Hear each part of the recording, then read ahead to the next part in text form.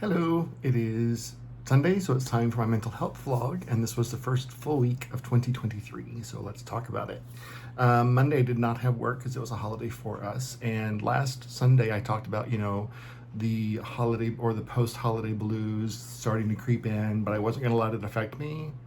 It affected me Monday. I was having a really hard time Monday, just connecting, focusing. I was very, very blah Monday, and it took me a while to realize that, oh, this is the post holiday blues. It's got me. It won. So, feel your feelings and let them move on. So I acknowledged the fact that I was just having a very disconnected kind of day, and, my boyfriend and I went to go see a movie, and I don't even remember what we saw. um, but yeah, Monday was very, very disconnected. But it's okay. Tuesday was a little bit the same way, but Tuesday I went back to work. I will say I spent the first half hour of the morning staring at my computer, going, "What is it I do again?" that first work day back from the holidays. It was very disjointed, but I made it through. And then by Wednesday, I'm like, okay, I've got my old routine back. However, on Wednesday, I did have my last therapy session with my therapist, because the company that she works with, as of January 7th, no longer took my insurance. So I had one last session with her, and I have been working with her for over 5 years. And it was very hard to say goodbye to her. She has given me amazing tools to help me navigate my life, and we've changed focus several times on what rapids were up ahead for me, and she has made me the advocate that I am for mental health and self-care. So I do have an appointment with a new therapist the first week of February to try and see if I can find someone else that I like. Of course, this is not a journey that I'm excited about. It's hard breaking in a new therapist because you have to almost to a point, you have to dredge up things that you've already worked on and put aside just so your therapist has context of whatever it is you're dealing with. So starting over with a new therapist will be a challenge, but my therapist did say that she is more than willing to have a phone call or a meeting with my new therapist if I decide to stick with them, to kind of go over her notes that she has on me and whatnot. So she did say that she was very proud of me, and that was so wonderful to hear. And she acknowledged that I've done a lot of work on me, and it was an emotional session for both of us. But this is just one more loss that I have to grieve and move on. But luckily, I have the tools and the knowledge and the experience to handle this kind of grief and this kind of loss, and to know how to process it and to know how to move forward. But I will definitely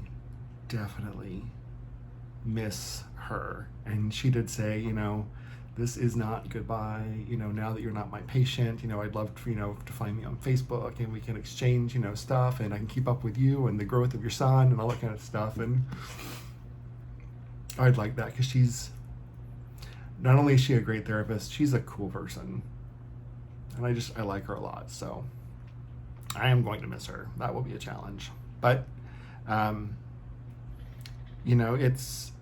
I've grown a lot, but now I can find someone that can help me grow in a different way. Although I'm unhappy with the situation, I do kind of believe that everything happens for a reason. And maybe that reason is it's time for me to be challenged by someone new to help me think about things in a different way than I have been for the past couple of years. So we shall see. Life is a journey. Let's see. Thursday, I woke up so angry at my boyfriend because I had a dream where he had been sleeping around with other people, and evidently he thought it was okay. And I'm like, well, how many? He's like, oh, 15, 20. And it was not a good dream to wake up from. And when I woke up, I was angry. And I woke up when he was kissing me goodbye because he went into the office that day. And he kissed me goodbye, and I'm like, fucker. Because I was so angry at him. But it took me a while. I had to stop and process it. I'm like, okay, so he has never done anything like the things that I had him doing in my dream. I'm like, okay, so this is what this was. It was my dream, tapping into my own fears and uncertainties is the wrong word. I can't think of the right word, but it was tapping into those fears and using his face to make it seem more real to me. So tricky, tricky dream, little dream demon. But I have zero reason to be mad at him because he has not done anything or ever led me to believe that he would act the way that the guy in my dream that had his face would act. So, not worried about that.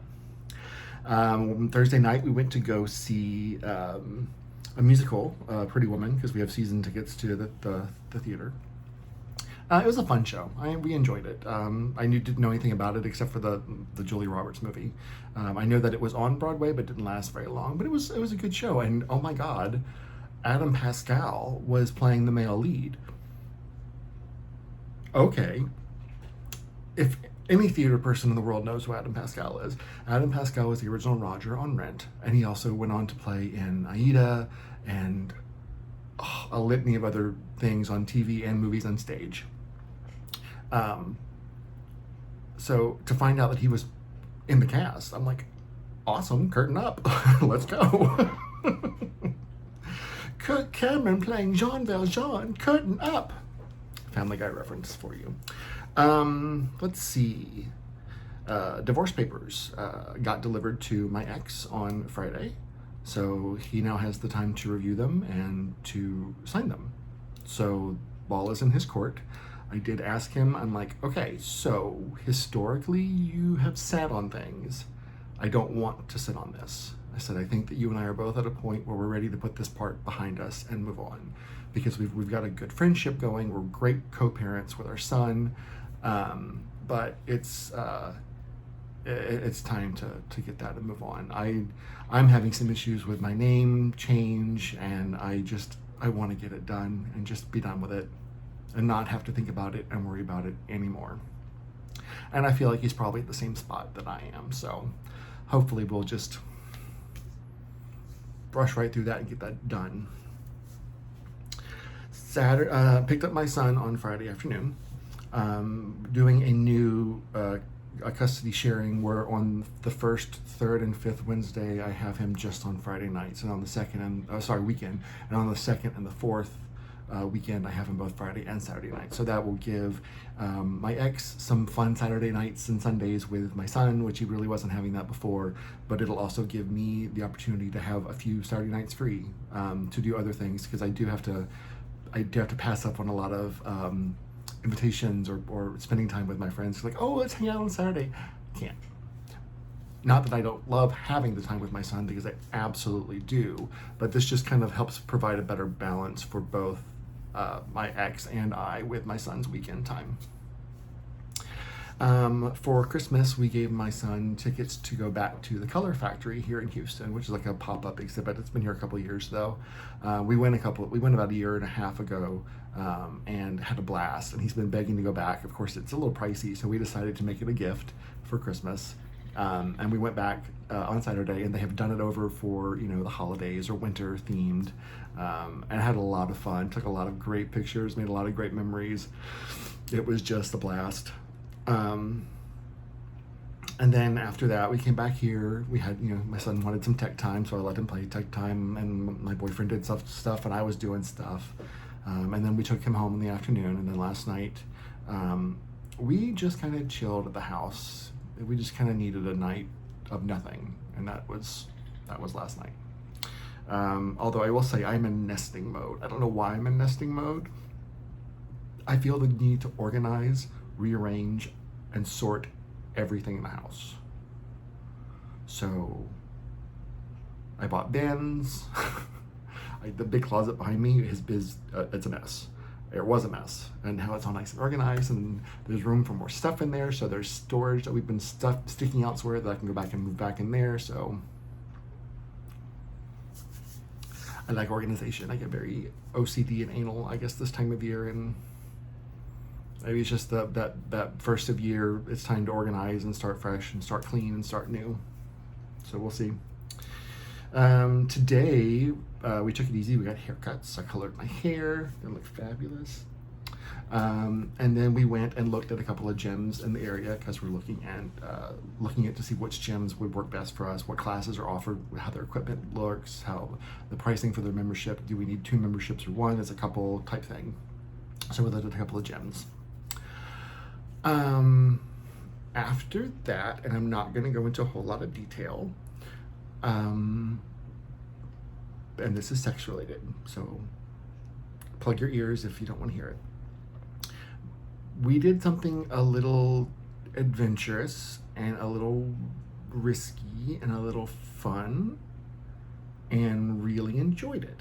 Now, it was something that other people in my program have found as part of their addict behavior. So it was something that I was very hesitant to do or try because of that. It's not something that I've ever done, and it wasn't something my boyfriend had ever done, but it was something that I knew of, and I was like, okay, I need to be very aware of my feelings beforehand, during, and after. The feelings I was looking for were, do I feel shame? Do I feel triggered? Do I feel this huge rush of dopamine that makes me want to do this over and over and over again? And although we had a lot of fun doing what we did, I didn't have those feelings afterwards. And my boyfriend knew it was very important for me to analyze those feelings, as a recovering sex addict.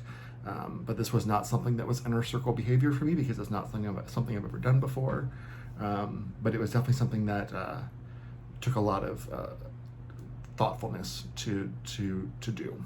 So anyway, that was actually really fun, and it's good because he and I are starting to get beyond the scheduled intimacy and finding a lot more spontaneous intimacy. And I think a lot of that has to do with my increased testosterone now that I'm on the injection versus that horrible gel. I'm seeing a lot of positive side effects from it. I'm not as lethargic all the time. I'm getting out of bed easier in the morning. I'm not tired all the time. I'm more focused and more awake, and it's helped with libido a little bit. So that's a good thing for us. I know, TMI for a lot of you, I'm sorry. But that's part of my journey, and that's what you get when you check out my vlog. You're gonna hear about sex sometimes. Sorry, not sorry. That is it. I hope you started off 2023 well. I hope your resolutions lasted more than 2 or 3 days. That's why I don't make resolutions. I have goals. I don't make resolutions because I'm not going to make myself a promise I know I can't keep, or a good chance of not keeping. I have to go to work. I have to go to New York for work in a couple of weeks. So I'm not super excited about that because it's not like fun New York. It's like Podunk, New York. I don't even know the name of the airport I'm flying into. But New York in January, oh, it's going to be cold and nasty. I hope there's no snow. But I have to do that not next week, but the week after. Side note, I'm coming up on my 3-year sobriety anniversary on January 15th. So I'm excited about that. I was going to get my chip this Wednesday, but I forgot I have my son this Wednesday, so I have to get it next Wednesday before I go to New York. But I'm proud of myself. And I should be. I've maintained my sexual sobriety for almost 3 years. I don't think I've ever done that. So I'm proud of myself. Anyway, check on your friends, make sure they're doing great. Check on your family, make sure they're doing okay and survive the holidays. Check on yourself. What do you need? What are you feeling? That's a good one. What are you feeling? I don't believe that things make us feel certain ways, but they can definitely bring out feelings in us. And I'd like to analyze why we choose to feel the way we do over certain things. So take some time to do that this week. Analyze your feelings. Be amazed what you can come up with. All right, guys, that is it for me. I hope you all have a wonderful, wonderful week. I will check in with you next week. Hopefully I'll have my calendar and I can know what day it is. But that's it for me. Love you guys. Talk to you next week. Bye.